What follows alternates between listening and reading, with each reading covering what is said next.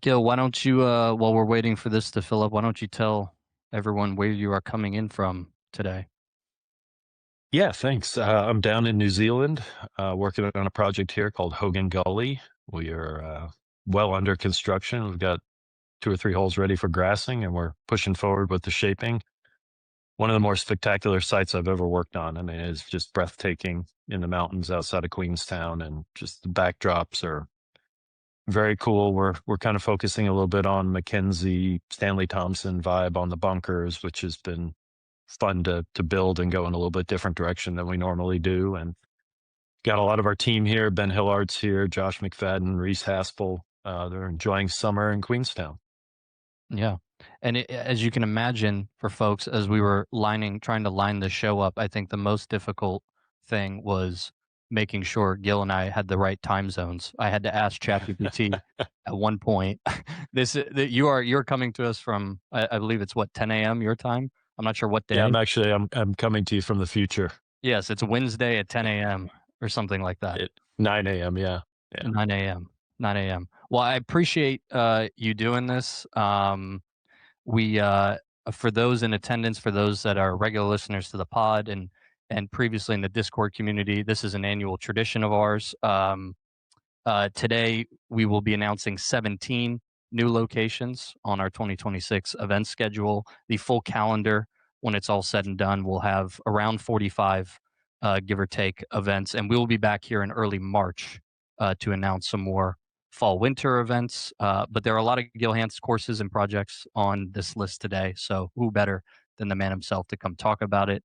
45 is a hard number to believe. I remember in 2023 when we did this, we had 20, and I thought to myself, how is it ever going to get bigger and busier than this? I was thankfully wrong, and I think that's, if I could just have a quick preamble off the top, that is a testament to you all in the audience and to all the members that subscribe around the world. Myself and several others put this calendar together every year, and it's always rewarding when you get on the phone with a director of golf, a head pro, a member at a club, and you want to talk about hosting an event, and they say, we've heard great things about this group, how knowledgeable they are, how they respect the golf course, how they appreciate the culture and the history of the game, how much they spend in the pro shop.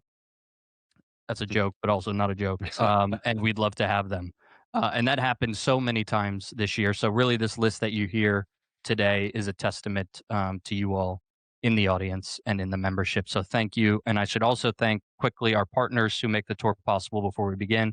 Golden Road, who always brings the beers, Titleist, Club Glove, BMW, FootJoy, Foresight, and Bushnell. So let's rip through quickly what has previously been announced, and then we will get on to these 17 new locations. We will start the tour in a few weeks here with one of the most unique 3-day golf trips ever assembled out in La Quinta, California. That's at PGA West. It includes a 2-night stay at La Quinta Resort and Club, 18 at PGA West Norman Course. You'll have VIP hospitality suites on number 17 at the PGA Tour's American Express tournament for Saturday and Sunday.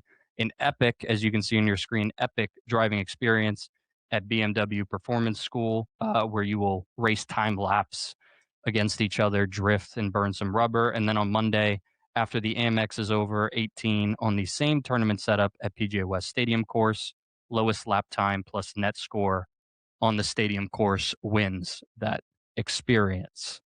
And then it's on to one of the best hospitality experiences in the world, I would say, at Punta Mita down on the southwest coast of Mexico. 4 nights at either the Punta Mita St. Regis or a private villa, if you'd like. Unlimited golf across their 2 courses there. More tequila, carne asada, shrimp, guac, salsa, ceviche, and other delicacies than you could handle, and access to all the beaches, pools, and vacation amenities that make this one of the best resorts, not only in Mexico, but in the world. We will come back to the States and we will head to Aiken, South Carolina for the Tree Farm. No doubt you've heard of it. This year we'll be doing back-to-back 24-hour experiences, each with 52 members staying overnight on property for their lunch-to-lunch 36-hole experience. All food and drinks included, caddies, walking only, just a top tier, pure golf experience on a phenomenal modern track. And speaking of phenomenal tracks, for the first time ever in February, the BTS will be taking over Pebble Beach. And in addition to playing Pebble Beach, we'll also play the Hay, Spyglass, and Spanish Bay. Now, this will be one of the last rounds, as I understand it, on Spanish Bay before our special guest digs it up and redoes it in March. So only a few weeks later. Gil, what can you tell us about the plan at Spanish Bay and maybe why you took that project on? Yeah, I mean, we're excited about the plan. Anytime you get a chance to work on an ocean front, and I think probably the last time anyone will get to do a significant project on the California coastline will occur at Spanish Bay. So, the combination of that opportunity, the potential that lies in the land, and getting to work with Pebble Beach Company was something that we were eager to pursue. And we're really excited about the plans we have. The golf corridors are going to stay generally where they are now, but within the corridors, we're going to, basically reshape everything and try and get a golf course that sits softly in that landscape. And it's one of the most dramatic landscapes we've ever seen. Are we running out of California coastline? This is breaking news. Yes. Yeah. Well, the Coastal Commission is definitely not going to allow anyone else to work. There's plenty of coastline. Just good luck getting a permit. All right. Well, they ran you out with their billionaire tax, as I understand it. So now you got that to deal with too. Speaking of more Hanse projects, we will be headed back to Pinehurst in March because it's awesome. Number 2, number 3, Gil's number 4, number 10, The Cradle, and a couple new experiences this year. An evening at Donald Ross's Dornick Cottage, behind the scenes tour and dinner at the new Golf Hall of Fame that's there on campus. We'll stay at the historic Holly Inn. What was it like for you, Gil, living at Donald Ross's joint while you were working there? Is that comfortable? Is that weird? Is it inspiring?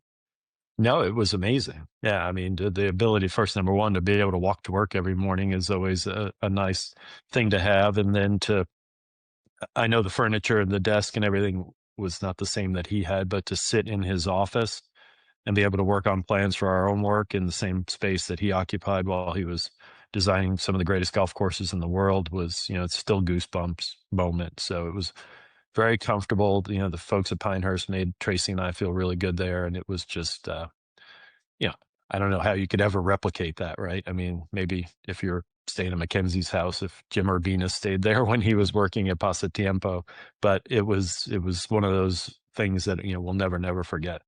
Yeah, it's like staying at your grandparents' house a little bit. If your grandpa was, one of the greatest designers ever, a little bit. Exactly. Yeah. So that is March 22nd through 25th, the Primo Pinehurst itinerary. A new one this year that we're very excited about, I'm very excited about, is Sea Island. This is one of my favorite places to play golf in the world. It's 3-night, cozy, unhurried, peaceful stay at Sea Island's Lodge, which is the hub for all 3 of their wonderful courses. It's just a wonderful mix of world-class practice, performance, hospitality, leisure. It's really got it all. If you've never been, I cannot recommend it enough. There's the locker room. We'll have lunch in there one day. Super fun time.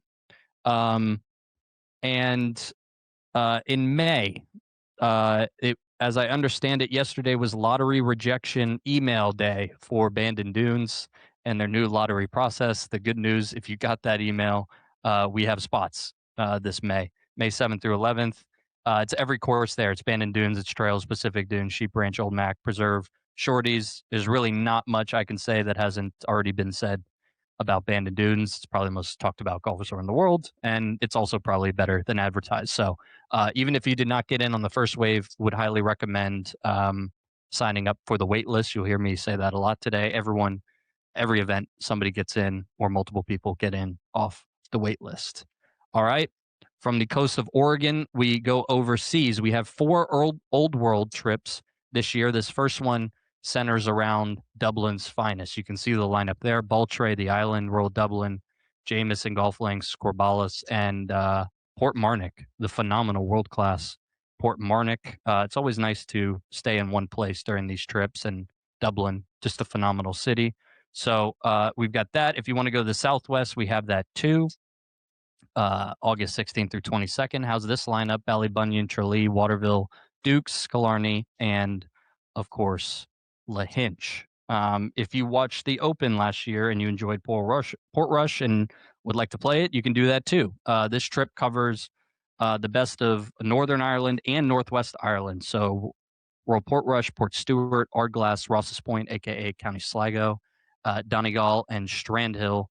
And finally, from the Part 1 launch, it wouldn't be a golf odyssey without Scotland. So kick your feet up for 5 nights at Marine North Berwick as you play Dunbar, a Solstice Marathon at Gullen, Kilspindie, the Glen, and then the punctuation mark North Berwick. Now, Gil, I understand, I read somewhere recently that you and your partner Jim Wagner were just announced as North Berwick's official club architects moving forward. What does that job entail? Will you be making changes to the course? Uh, n- well, no, the intention is to not change the course dramatically. It's again to sort of look at the history of the place and understand what has evolved over time, what portions of the golf course have changed since the earlier days. I would say if there's a lot to be done, it probably would be in green expansions, recapturing some of the surfaces that have shrunk over time. But as far as the bulk of the golf course, I don't envision a ton of work being done to it. The thing that will be impactful is the coastal erosion protection. Mm. We'll be looking at basically how do we armor the golf course? How do we make sure that we're protecting architecturally critical elements along the coastline, and how do we do that in a way that's environmentally sensitive, but also ultimately provides the best future for the golf course? Because this course in particular, down at the far end, has been under attack from the ocean, for probably, well, for a long time, but it's becoming much more apparent in the last 15 to 25 years, the impacts on it. So I think if there's a lot of heavy lifting, it's going to be along the coastline in order to try and protect the golf course. But it's one of my favorite places in golf, and I think one of the best golf courses in the world. So it's not in need of a lot of architectural work, just really looking more at sort of polishing the gem, as they say. What so this is a golf course that, like, when you the Open Championship goes over there every year, you see tour pros go out of their way to play it. This is probably number 2 on the list you hear for people that take, the pilgrimage over there every year. It's St. Andrews, North Berwick. You could throw Muirfield in there if you're lucky to get a spot. What makes it one of the best golf courses in the world? Well, I think one of the things that I look at when I try to rank golf courses is just the joy, the fun, Mm. the ability to visualize and execute really fun and maybe odd. I don't think quirky is a bad word when it comes to describing golf architecture. So I think there's certainly some of that there. I always have said that the 3 touchstone courses for me in Scotland, the Old Course, North Berwick, and Prestwick. And whenever I can get there, I will absolutely spend time on those, even if I'm not playing golf, just because they expand the horizons of what is acceptable. Not only what is acceptable, but what is good. Hmm. Building a wall in front of a green would be something that you would never think to do, but in this instance, it works. I mean, it's just one of those wonderful strategic oddities, but perfectly situated from a golf architecture standpoint. So if you can look at things that expand your horizons as to what's acceptable and what actually functions that might be out of the box, I think those are always worthwhile visits, and North Berwick has that spades. Mm. More walls in front of greens, 2026. All right, so that is part 1, and now we will move on to part 2. So let's start in South Carolina on March 20th, and that will be Broom Sedge. Now, some controversy over how you say this golf course name. Some say it's Broom's Edge, some say it's Broom Sedge. So I'm just going to say it very quickly the entire time, so I can't be reprimanded. So it's another exciting new addition to the South Carolina golf scene. It's about 90 minutes northeast of Aiken, South Carolina, so not really in Aiken, but kind of attached to it. It's big, sandy, walkable, as you can see there. You probably have seen it at the top or near the top of the best new courses of last year. It's Mike Kaprowski, Kyle France. BTS members will play 18 in the morning, followed by a par 3 contest and free play in the afternoon. I'm seeing in the chat that it is Sedge. Broom Sedge. So Yeah, if I can jump in, it is yes, definitely please. broom sedge. That grass you see right there, the Yeah. tall native stuff, is in the south. It's called broom sedge. Other places it's andropogon or little blue stem, but in the south they call it broom sedge. So All right. there you go. I'm glad we cleared that up. Gil had to get up this morning just to teach me how to pronounce Broom Sedge. Well done. All right. So Gil has not you have not seen Broom Sedge yet, but you have seen our next one, a lot of it. Because April 13th we are going back to Lake Merced, a old Mackenzie design just next door to the Olympic Club that Gil restored just a few years back. Give us the scouting report for somebody that has not been there. One of my favorite restorations that we've ever done. I mean, the chance to work on a Mackenzie course was new for us. This was the first time we had it. Great membership. Thoroughly enjoyed the process. Beautiful but tight piece of ground, and we were able to resurrect a lot of Mackenzie's original golf holes, the routing that was put in there. And as you can see, hopefully we did a good job of recapturing the details of his bunkering and stylistically, and bringing that 13th hole, which was originally the 17th, back into play as he had it. But yeah, we had to actually relearn how to build bunkers here. We tend to like to build bunkers a little bit deeper and steeper, a la Marion. And here, when you look at the old stuff, they just kind of sat into the slope. They weren't as cupped, if you will. And so it was fun to get our shapers having to relearn some things and go in a little bit different direction. So not the easiest project. I think you mentioned that in the piece you wrote for the Golfers Journal. Yeah, it was tough because you're trying to recreate something that was completely gone. Right. Mm-hmm. And you're trying to get the scale of it because that hole had been blown up and changed in the 60s. As they had to reroute because of the freeway. So you're trying to get scale, you're trying to get perspective. And it was, we had a couple goes at it. And unfortunately, that little corner there where you see 12 and 13, we had a massive rain event. And basically the golf holes wound up down in that corner, and we had to put them all back, which is frustrating. But you do this long enough, you understand that they always go back, and frequently they go back better. That corner is so freaking cool. I don't know if you remember this. I remember this. We didn't cross paths this night, but while you were doing Merced, you were also, I think, pitching Olympic across the street, or had some sort of presentation of a master plan, and you were staying at Cow Club, and I was writing a piece at Cow Club, and so the only three people staying in the clubhouse that night were myself, Gil Hanse, and Jeremy Roenick. That's a true. Do you remember this? I do remember that. Yeah, Cow Club's a great place to crash. I mean, the setup is really nice. It's really easy to get over to Lake Merced, and yeah, I've always enjoyed when I need a bed. They were very good about giving me a space. Yes, you dominated the SF golf scene while working up there. You covered it all in a day. So that is April 13th. Just a spectacular golf course, spectacular event every year. Love the folks. Shout out Pat Steffes and his crew over at Lake Merced. Another familiar face on the BTS tour, but with a new twist this year. April 19th through 21st will be Prairie Dunes. Now, historically, we have done this as a one-day 36-hole outing. This year, the entire field will be staying on property for 2 nights, 54 holes. Your drinks and food and beverage are covered all of those days. This is going to be spectacular. It's always amazing to me, Gil, how engaging this golf course is, 1 through 18, no matter how many times that you play it. They don't need a short course. They don't need any bells and whistles or extras. What in your mind stands out when you see Prairie Dunes? Yeah, it's pure golf, right? It's a pure golf experience. 2 nines built at different times, so they're stylistically, I mean, they're intertwined, right? They're not just the front and back. But you can see here the cottonwoods. It's a beautiful setting for golf. I mean, in a way, it's the precursor for all the sandhills courses. It showed that in this environment, golf works really well at that scale, and also with the character of the landscape. I was just unpacking a box the other. We moved, and so I was getting stuff in my office, and I found a golf ball when I was there. This would have been back in 1991, I think, before you guys were born.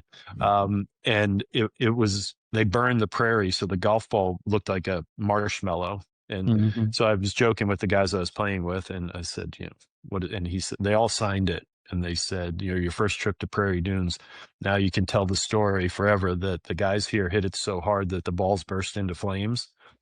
And so I was just unpacking that ball, and it sits on my shelf to this day. So it's kind of a nice memory from a long time ago. Yes, bring extra balls if you come to Prairie Dunes. Hopefully the gunch is low this year, but it turns out most years that it's not. And you spend a lot of time like this guy on your screen romping across it.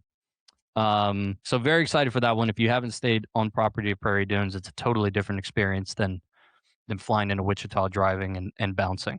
All right.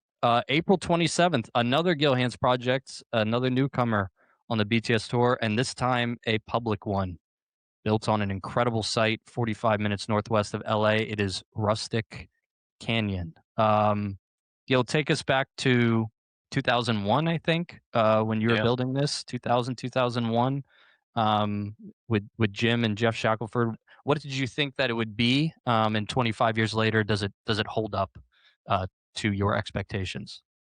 Yeah, I think we always had high expectations for the site. I know some architects of that era passed it over, said it was a little bit too flat, but we were super excited about it. It was the first chance we had to work with Jeff on a project, and he was invaluable from the standpoint of knowing and understanding the site. We tried to talk a lot about Thomas, a little bit about McKenzie. So Jeff's knowledge about Thomas was great.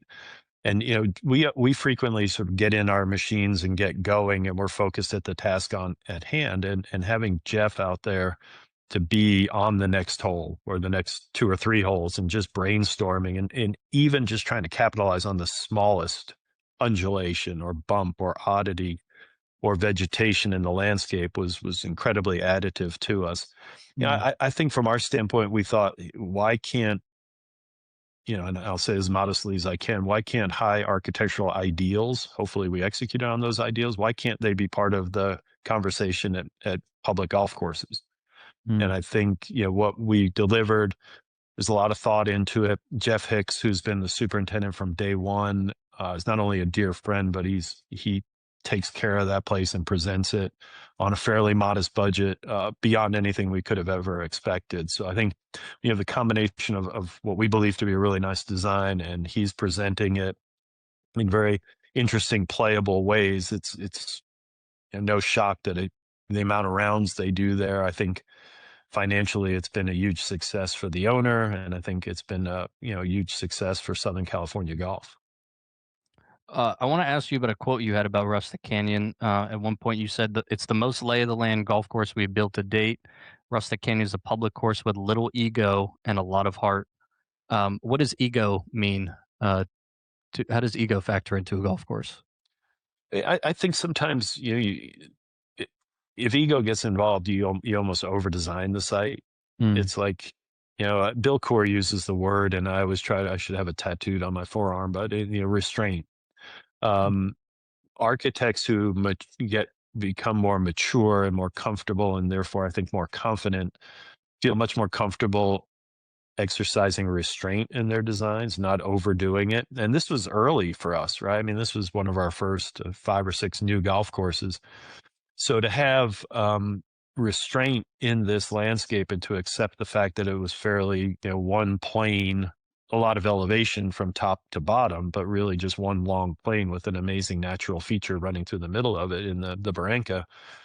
I think that we showed a lot of restraint and not a lot of ego. And I think the heart part of it is the kind of, hey, it's open to everybody, and it's not going to be maintained to the highest standards of a lot of private courses, but it's going to be really darn good. And it's going to be one of those places that the playability matches the design. So I think that's ultimately what we tried to do there is check our ego at the door and accept the positive as well as the limitations of the site, not try to overdo things. Well said. Well, we look forward to seeing it April 27th. BTS members will have it for the entire day. So it's a full buyout, 36 holes. Our friends from Golden Road will bring their refreshments, bring your friends. Should be a terrific day. Now, a week later, we will go all the way across the country to Pittsburgh, where we find the timeless and spectacular Fox Chapel, one of Seth Rayner's best and arguably most slept on designs. Gil, you said you saw this before they did the most recent work to it? I did. Yeah. When we were over at Oakmont, we were so busy working, I didn't get a chance to go over there since Tom Marzoff has worked on it. But there's some really cool. Obviously, the templates are there, and there's some really cool examples of them. And Jim and I talked a lot about. I can't remember exactly which hole it is, but I think it's called the Dust Pan, Hmm. and it's kind of a punch bowly hole, but it's not a total punch bowl, and it's got some really cool sort of wings. Feels a little bit like the punch bowl sixth at the Creek hole at the Creek Club, but that's the hole that sticks out in my mind. I can't remember exactly what the number is, but it was kind of fun to go and see. It's always good to go look at template holes, and that's the one that pops in my mind. Now, you mentioned with Lake Merced some challenges working on a Mackenzie golf course. Is there anything that Rayner did specifically that is, adds complexity to your job when you work on his courses? Yeah, I mean, we're fortunate. I'm probably going to talk about this a little bit later, but I mean, working with George Botto, who was the biographer and very involved, and obviously wrote the Evangelist of Golf, and was preparing before his untimely passing to write a book on Rayner. The things we talked a lot about were that um, a lot of representations of Rayner's work is very sort of one plane, perfect slope, whatever it is, 45 degrees. But he had a lot of character, more movement, more subtlety in the faces of his bunkers. The engineered feeling to his courses certainly was a big part of it, but that George believed that kind of went a little too far with some of the work that had been done to try to either replicate or restore his work. And so I think you'll feel like you need to make things sharper and more angular, but in reality, sometimes you need to step back from that and accept what's in the ground, and maybe try and chase a little bit softer bunker lines and bunker feel or edge conditions for his work. Mm. Um, Yeah, so this is I think this was a favorite among the community last year. The staff at Fox Chapel's excellent. Obviously, there's also some good golf in the neighborhood up that way. So May 4th, we'll be back at Fox Chapel. This next course is something I think our guests can speak a lot about, and I think it's one of the most asked about golf courses that I find when I'm out and about on tour every year, and that is Ladera. So May 8th, we will be back at Ladera. Big smile from Mr. Hanse over here. You can read the full exclusive story of Ladera in Golfers Journal number 29. But the spark notes are Hervé's off of music business fame, and Eddie Q of Apple wanted to build one of the best golf courses in the world, so they bought a lemon farm and hired Gil Hanse. Do I have that directionally correct? Yes, as well as Jim Wagner. But yeah, the smile is because this was a joyful project. Is that still joyful? Two guys that just were love for the love of the game of golf, wanting to do something for the love of their family. Their kids all play golf, and it became sort of a legacy project for them. And they gave us all the resources we could ever want. Basically allowed us to shape from one corner of that rectangle to the other, land plan the entire thing, set elevations, try to. We always talked about, Jim and I have talked a lot about people who move a lot of dirt on sites, and the golf holes all seem to kind of live in their own silos. Instead of, if you look at a site, let's just say a natural site like Shinnecock, wall to wall, there's ridges that run from hole to hole. There are features that span different holes. So if we were given the opportunity to basically create whatever we wanted, we'd want to make sure that the features flow from hole to hole, and the Barranca actually feels believable, like it could have existed in this area. So all of those things were in play. Not only did we get to do what we love and design what we think is a really fun and interesting golf course, but when you're given the opportunity to be a creator, we don't normally do that. And so I think that was a really fun aspect of it too. And as it grows in, and Max Lenz, the superintendent, does a phenomenal job there. But as it grows in, and the natives mature, and the trees take root, and they start to grow a little bit more, I think it's going to feel even more natural as it matures. So yeah, it was just, like I said, a joyful place working, with Irving and Eddie and the families. Yeah, it's how you hope every project goes. Mm. Now, can you tell me? I've heard a story about a shot that you hit on a par three here, famously. Can you tell me the story?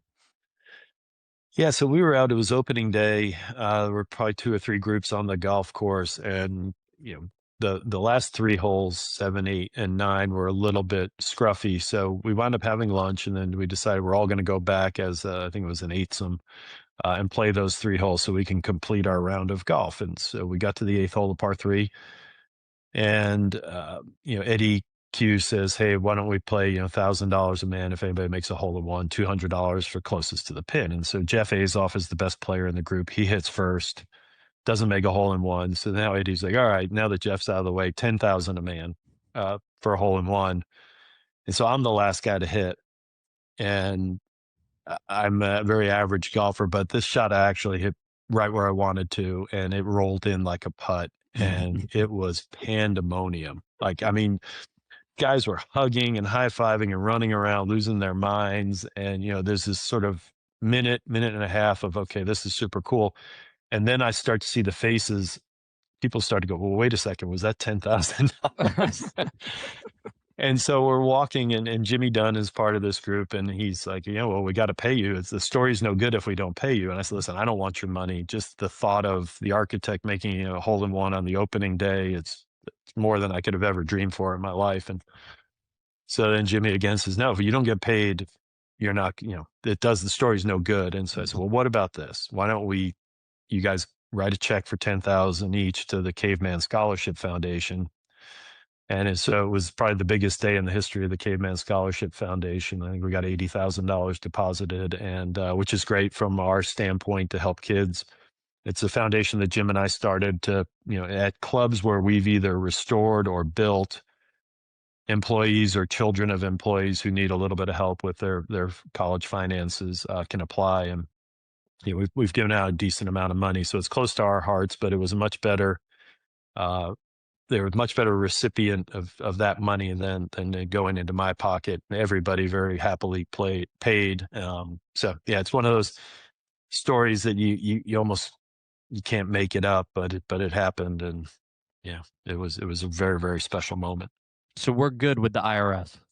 Wait, it went to the foundation. Absolutely. Yeah, I'm not sure if they took tax write-offs on it. That would be up to them. No, that is great. We will drop a link to the Caveman Scholarship Fund in the app after this. Thank you. Yes, great story.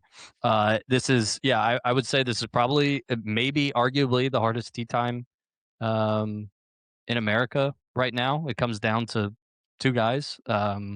So we are very fortunate and thankful to them for having our group out for the second time. 18 holes, lunch, and then a round on the short course there. They do have a short course as well, which I've heard is a ton of fun. So that is May 8th. And then to follow that up, a week later, Cleveland. This is for you. As LeBron James once famously said, we will be headed to Akron to play Firestone. So both courses there, north and south courses, plenty of great memories from the tour's day there. Tiger winning 8 times, Jack won 7. Adam Scott famously won in his first round with Steve Williams on the bag. People really enjoyed this one, I think, when we did it in 2024. So there's a lot of clamors from the Ohio crowd to bring this one back. Happy to do so. It's 1 day, 36 holes. However, we do have on-site lodging available if you'd like to upgrade your experience and stay the night on property. So you can do that during registration. This is one I'd like to go to this year, just because I've seen so many golf shots hit at Firestone and would like to try to replicate it. Maybe swashbuckling hook around the big tree on 18 sounds fun. So that's May 16th, and now things are going to get pretty weird. So May 28th, we are headed back to, you guessed it, the bridge. Why? Because it is one of the most unique, possibly the most unique experience in all of golf. You drive under the Chevron sign there, past the There Will Be No Miracles sign, the Tom Sachs dome for some reason on one of the holes. It's part racetrack, it's part art gallery, it's part golf course. It's 100% crazy fun. There's a cardboard McLaren in the locker room, Warhol in the grill room, Don Rickles golf bag. There's just cool stuff everywhere you look. And it's about 20 minutes from Shinnecock and National and all of the great stuff in that part of the world. So if you have tried and not made it the last couple years, I would try again. Yeah, I'm shocked you have not driven down to see the bridge in all your time up there. Yeah, there's a lot of great golf in that area, and I True. just haven't done it, but it looks super cool, and conceptually, there's a lot of stuff there for that I think I would really enjoy. So, yeah, you guys have sold me. I need to make sure I get out there at some point. Yes, they're all set up. All these tee shots are set up to kind of like stare right down the Peconic there. So you're just kind of you're in a trance the entire round, and it's quite a difficult golf course, I should say. They've softened it over the years, and they cleaned out some of that shrubbery you see and added more waste areas. But it's no joke, and it's arguably the best conditioned golf course we play all year. Also, no dress code. However, we would appreciate if you showed up looking like a normal golfer. If you could, that'd be great. All right. So where do you go from Bridgehampton, New York? Well, obviously, 5 days later, 6 days later, you go out to Nantucket, and this will be our first trip out to Nantucket, and we are super excited to be hosting a full field outing at Sankaty Head.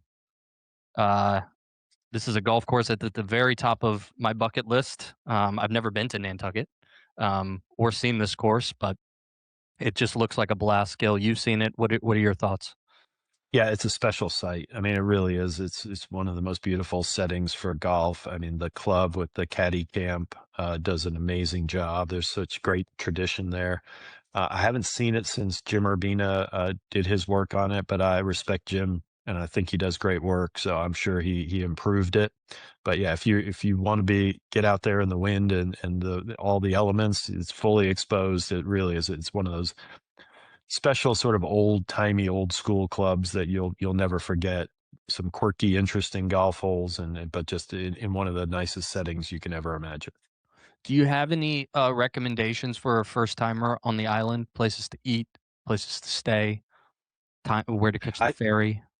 I don't. I've only been out there twice. So I mean, if you're asking me for Martha's Vineyard, I'd have a lot more because we're having worked at the Vineyard Club. But no, I don't have a lot out there. I just at June 3rd, it should be fairly quiet. So I would imagine you're gonna have to check around to see what's open, but it's also probably going to be pretty easy to get a table. If it was July 3rd, you'd probably be struggling. You'd probably need reservations right now to go someplace to eat. Yes, yes, we're catching it right on the at the front end of summer. This place does not do many outings, so we're thrilled. We are thrilled to be working with them and their great team. 18 holes plus a baller New England seafood spread afterwards, lobster, little necks, clams, the whole deal. So I couldn't be more excited. All right, so we go from the Hamptons to Nantucket. We gotta we got to come back down to earth somehow. And how do you do that? There's no place better than our beloved Jeffersonville up in Gil's neck of the woods. A champagne golf course with beer taste and environment and atmosphere. I imagine you've played this a few times in your day. I have. Yeah, I think the work that Ron Pritchard, I'm not sure if Tyler Ray was with him at the time, but the work that they did out there was great. I mean, from a restoration standpoint, you think about Don Ross, right? He built a couple, well, at least, maybe a dozen or so just spectacular, wonderful golf courses, but every course he ever laid out, even if he never saw it constructed, it was solid, right? The routing was good, the layout, the concepts, everything were terrific. So when you get a good set of plans, which he always produced, and you get a competent architect like Ron Pritchard in a lovely setting, and you get a municipality that's willing to listen, I think this is what the results look like. And it really is. It's a lot of fun, beautifully presented. Yeah, I think people will really enjoy it if they haven't been there. Yes. Yeah, the township has been incredibly supportive of the course and allowing us to do these events. It's not an easy thing to do at a public golf course that gets, 250 plus rounds a day at its peak. So we usually would play 18 in the morning. You have a big lunch, and then Rich Schilling, the super there, cooks up a kind of a custom cross country par three routing, which is always the highlight of the day. Holes ranging from 60 yards to 200 yards. It's just a blast. That is a Friday event, folks. So be prepared to be a little under the weather on if you know what I mean, on Friday, June 19th. All right. And since we are in Philly, we might as well stay. And this year, for the first time, we will be adding a course very near and dear to Gil's heart, Rolling Green. I read that you wrote a plan for Rolling Green in the 90s. Is that true? That is correct. Yeah, we were much younger, obviously, and not nearly as well known. And we put together a fairly aggressive restoration of William Flynn's golf course, and we did a couple holes, and I think it was a little too aggressive for the membership, and they moved on. But then we came back, which has been great. We've really, really enjoyed that relationship. Ben Hillard from our team has been leading the charge on that, along with Steve Bigelow, the superintendent who we worked with at Winged Foot. So I think the combination of those guys it's been an amazing opportunity to get back in there and do what we think is right based on his plans.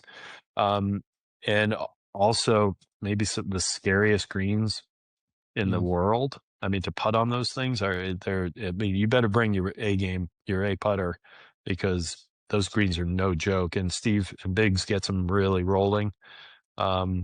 Obviously the early stomping grounds for your own Tom Coyne. So I don't know if he'll be there and be part of this, but he loves that place like no other. And, as do we. I think William Flynn is arguably the most underrated of that generation's golf architects. And I've always believed, if you take Marion and Pine Valley and kind of stick them on a shelf, I've always contended that Rolling Green is the third best golf course in the Philadelphia area. I've always loved it. The topography, the creativity, the green complexes are some of the best in the world. So this is a really good one. I'm glad you said that. I have not been. All I've heard is that it's probably could be the third best golf course in Philly, and that Tom Coyne hosted a book launch out there, and they call it the Massacre at a course called America book launch. Were you there for that? I played with Chris Solomon, who's obviously a great player, from no laying up, and he putted off one green. I mean, so the mortals like me, I mean, what chance did I have out there on that day? It was a challenge. We'll just put it that way. I'll keep this PG-13. Well, that should excite everyone to keep it under the hole on June 22nd. Tom Coyne grew up caddying there, I believe. He will unfortunately, well, not unfortunately, we shouldn't cry for him, but he will be in Scotland on the North Berwick trip at that time. Okay. So we got some overlapping events. All right. So a newcomer in Rolling Green to an old favorite. It wouldn't be the BTS Tour without one of my favorite days of the year every year, and that is at White Bear Yacht Club. Very hard to put into words if you haven't been here, just how unique and enjoyable this golf course is. What do you find interesting, Gil, about this place? Character, right? The rumple, you talk about a golf course that is honestly just built on the character of the heaving landscape. I've never seen, that sort of a concentration of everything crashing into each other on one property. And then the way he routed a golf course and set it up and found golf holes in that really interesting landscape. I think it's like a master class in routing for any golf course architect, and heaps of fun, beautiful setting. I went around, played it was a couple of years ago, and just walked off the golf course thinking, wow, you could play here and every day for the rest of your life. And the way the ball bounces, very Scottish. It's going to move in ways that it's not going to move the same way on any given day. Yeah, they've really firmed it up the last couple years, and it's always amazing. People look at the card when we tee off in the morning. We played it around 6,400 yards, and that card is a liar, depending on what side of the fairway you bring it down. Right? There's so many different sort of valleys and stuff that can take your ball down, and you can either play a very short golf course that day, or if you hit it on the wrong side, you will be staring up at a wall of turf and be hitting very long clubs in. So that is July 13th. We hope you can join us there. If you haven't in years past, it's a 36-hole day, and then you walk across the street to the yacht club there and have dinner overlooking the lake. All right. So this next one's a biggie. I'm very excited about this. July 21st. It probably needs no more introduction than the course's name, and that is the Creek up in New York. Is right as we look at the overhead pictures. I have not been this section of golf holes here on the coast. I want to get your take on it. It breaks my brain every time I see it. I'm not quite sure what I'm looking at it. There's the sixth, the little punch bowl green that you mentioned earlier. Gil, what's the vibe at the Creek? I mean, it's personally one of my favorite places in all of golf, and that's because we've got a long history there. I mean, when I was working with Tom Doak, there's a picture of the two of us in a greenside bunker on the second hole, kind of working with shovels. We look like we're about 10 years old each. It's, at some point in time, maybe that'll be a photo that gets shown a lot with when we're all dead and gone. But it was a great opportunity. After we went our separate ways, I became the consulting architect there and was invited to their centennial celebration in a few years ago, and realized that I had been their consulting architect for over 30 years. And so a third of the club's history. So I've spent a lot of time there and many, many joyful, fun times. So we did a restoration there more recently, trying to get things back a little bit tighter the way they were. I think shows McDonald and Rayner at the height of their powers. You talk about sort of the three acts. You got the upper holes where you're through the trees and around the old estate, and then you come onto the sixth tee and the whole world opens up in front of you, and you've got, you get down to number 10, which you're looking at right here, and you're right along the Long Island Sound, and then you play the island Biarritz, which is unusual, obviously, and then you play in a lot of the big open sandy areas down on holes 9 through 14. So it's really an amazing wander through these beautiful landscapes, and as they reveal themselves and the majesty of the scale that Rayner employed on them, I think it's one of the most unforgettable golf courses. I personally, I'm not lobbying here, but I think it's way underrated as far as the rankings are concerned. But yeah, if you're going to play a day of golf, the Creek is as good as it gets. Yes, and I think the narrative is starting to catch up as they do great things like host our group. They've hosted several other groups. So, some obviously it's one of the most photogenic, I think, golf courses out there in the world currently. So, huge thank you to Sean Golden and the staff and the membership for having us out there this year. Is there another island Biarritz in the world? Not that I've seen. Yeah. How long does that hole play? It depends. If you look, you can see the teaser coming into focus now. I think it's right or a little over 200 from way back there and moving up. So it's a poke. And depending on where the whole location is, obviously it's a very deep, long green. Yeah, that's nightmare fuel. So this is this is a huge one for us. July 21st, in the Creek, walking only, caddies, old school, pure golf. So that following week, moving right along, we will head over to the Pacific Northwest to run it back at a favorite of ours, that is Chambers Bay.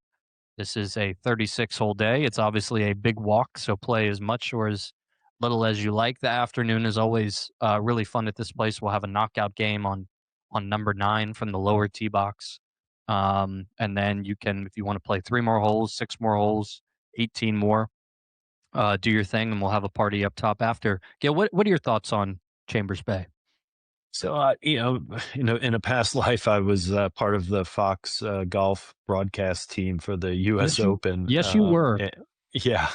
And so Chambers Bay was our first U.S. Open. And while it may not have gone exactly as any of us had hoped, it was fun to really focus in on a golf course that we hadn't designed. And it wasn't like a great old classic golf course. And I think what Bobby and Bruce and Jay and the whole team did out there was really a pretty spectacular piece of work. I mean, to get it in that site, to present a golf course in that manner, I thought the scale was really interesting. And I enjoyed getting a chance to really study it. There was a lot of strategy in it, playability obviously wasn't what they hoped for on that week, as far as the greens were concerned. But from a setting standpoint, looking down into that bowl from up top, it's as beautiful as you're going to find.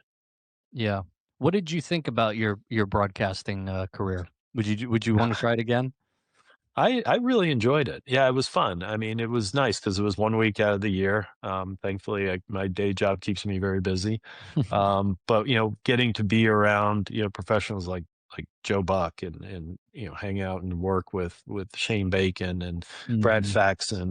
There were a lot of really interesting things, and Chambers Bay was a fun one because as the first time I ever had on the headset with a producer in my ear, we were live because Yeah. all of the rehearsals and everything was centered around Greg Norman and Joe Buck. And so I was just watching, and I was given a little bit of critical praise, because I was very succinct in my descriptions. And I think that was because I was scared to death that they were gonna, it's like, all right, they're on the 10th hole, they're hitting a shot here. Once Mickelson hits this shot, we're gonna switch over to 3. And I'm like all processing this and trying to talk about the shot he's facing. So it was pretty easy to be pretty succinct about it, just out of fear. Yeah, that tournament is such a time capsule, right? It's the first for Fox. You have this U.S. Open at this big, crazy modern golf course. I think it was, it didn't work out on either side, but Fox's broadcast was getting really good towards the end. It's a shame they were innovating, and this golf course has gotten, I think, so much better since then. I think we would all agree, if you've been there, that you'd Yeah. love to see the world's best played again. And I agree with you. I think the way we watch golf now, with the shot tracer and all the drone shots, and that was all Fox. That was Yeah. Mark Loomis and his team. I mean, it was, as you said, when we got down to the last one at Pebble Beach, I thought, wow, really the team's working great. And then all Hmm. of a sudden, it was just poof, you're done. Yep. Yep. The bunker cam. I mean, truly, Mike's in the hole. Just groundbreaking stuff. So this is July 27th. Come on out there. It's a great place to plan a golf trip too. There's lots of other public stuff in the area that you can do up in the uh, Seattle area. So, all right, 3 more to go. I hope you are sitting down for this next one. It is maybe our biggest get yet. August 4th. The BTS will be headed to Tyler, if you want to show them. The Country Club at Brookline. Yes, that country club. One of the original 5 USGA clubs, 17 USGA championships, Ryder Cups, Francis We Met. You could probably fill an entire issue of Golfer's Journal with stories from around this place. And our guest today has played a large part in shaping and connecting their 27 holes there. Gil, where does the country club rank or sit in terms of places you've been able to work in your career? I mean, it's got to be right at the top. Just based on the history, I'm such a I love the history of the game. I still get amped up when I drive through that gate, and even though the guy sitting in the booth is cardboard, I still kind of wave. It's just this kind of interesting, the feeling when you drive onto the campus at the country club is, there's only a few other places in golf that give me that feeling. And then to have been entrusted with the golf course, and it's a convoluted architectural lineage. Like if you're at Winged Foot, it's Tillinghast. If you're at Lake Merced, like we talked about, it's McKenzie. Seminole, it's Ross. But here there were so many different hands that played a role in this. And then you had the composite course for the championships, which with the Primrose and William Flynn. So there was no defined style. There was no sort of defined direction to go back to. So we had a little bit more of a free hand in trying to, I don't like the phrase, but modernize the golf course for championships. And I think, with Dave Johnson, the superintendent is amazing. He really does an incredible job presenting the golf course. The staff there, Kristen and Brendan. I know Brendan's leaving, but just one of the best staffs in the country. And so everything about that package at the country club just screams out for high quality. And we were excited that 22, it was a great test still for one of the oldest clubs in the Mhm. country, for the golf course to still provide a test for the best players in the world right now. And so Yeah, it's a really special place for us. Yes. So this is a full field outing. We will be able to bring upwards of 100 members to the country club. We'll play. Maybe you could help me out with this, Gil. We're going to play the main routing with one swap. So Primrose number 9 is going to come in for 15. Okay. How does that overlap or differ than the routing you use for the Open? Um, I think I still get mixed. Oh yeah, 15 is going to be closed because of the road. They're doing a project on the. Yeah, so you'll basically it'll be a little bit of a hike when you go from what is Main 14 over to 16. But Mm-hmm. I mean, Primrose 9 is a really good golf hole, so you won't feel like you've been cheated. That's for sure. And Yeah, it's I think. one of the holes that is in the championship routing. Yes, I was going to say that is a U.S. Open hole that they sub in. Yes. So, Yes. yes, Brendan Walsh, you mentioned one of the great head pros and people in all of golf. Uh, he told us the BTS is exactly the type of people they love to share the club with, which I thought was a super high honor. So we're hopefully going to have him there to speak afterwards, and we'll have a great cocktail reception and dinner. They will be doing some work, as I understand it, to the clubhouse, the historic clubhouse, but it's a big campus, so there'll be plenty of room for everyone. Caddies, the whole deal. I cannot wait. Brookline, August 4th. Crazy to even say out loud. Yeah. All right. So, two more, August 16th through 19th. Another spot you can't skip on the BTS tour, and that is Sand Valley. This is every course at Sand Valley, including Lido, including Sedge Valley, Mammoth, Sand Valley, Sandbox, and this year we will also be playing the new edition, the Commons, which looks like a really fun, cool 12-hole romp that they just finished there. We have all the premier lodging reserve, the Mammoth Suite, the cottages, the estate homes. This is the primo Sand Valley package. There's a reason why this place is booked out every year, all year, and why we keep going back. It's incredibly fun. It's that good. So call your people up, get a group together, get a cabin locked in for August 16 through 19. All right, and that brings us to the big one for part 2 of the 2026 BTS tour. All right, we've had plenty of big ones, but this is our flagship event, Gil. This is the Broken T 2-man. This is year number 9 that we have done this. It has been hosted at Goat Hill Park, Trinity Forest, Hazeltine, Ballyhack, Baltimore Country Club, Sleepy Hollow, Olympic Club, and last year at Pasatiempo. And so for the 2026 edition, it will be held at, Tyler, if you want to show him, boom, Interlachen in Minnesota. One of the great golf courses in this country, fresh off a Andrew Green renovation. I asked a couple Minneapolis BTS members in the app as we were deciding on the 2-man what Interlachen is like. They replied with, quote, not of this world, quote, a video game, and quote, stupid. And stupid was meant obviously in the positive. Gil, what do you know about Interlachen, and what should we expect to find there? I visited on that same trip that was in Minneapolis and went to White Bear. I went over to Interlachen and yeah, again, old school, great history. Donald Ross, strong layout, strong routing. I think Andrew Green does an amazing job with the work he does. So I'm certain I haven't seen it since it's been redone, but my expectation is that it'll be a faithful presentation of what Ross intended. And yeah, you look at the scale of that, all that tight mow, short grass between the holes.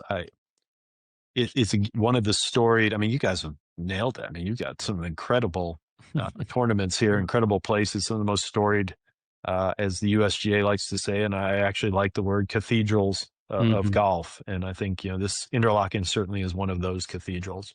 Yeah, it does look larger than life, and the conditioning looks almost synthetic. It is very much not. So as we look at this list here, Tyler, we can show the full graphic. Here's what we have so far. This is part 2. Gil, which ones are you going to come to? Which ones are you going to enter with your premium membership here?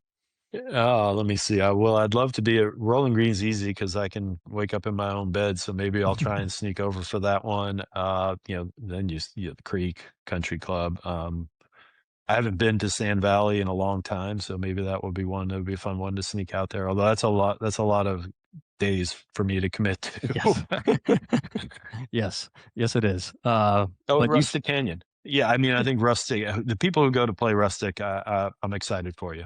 I really love that place, and I think you're going to enjoy that one a lot. awesome. We do have all the registration dates for these events. Will be posted on golfersjournal.com/events immediately following the show here. They'll also be in the app. Tyler will point you to them.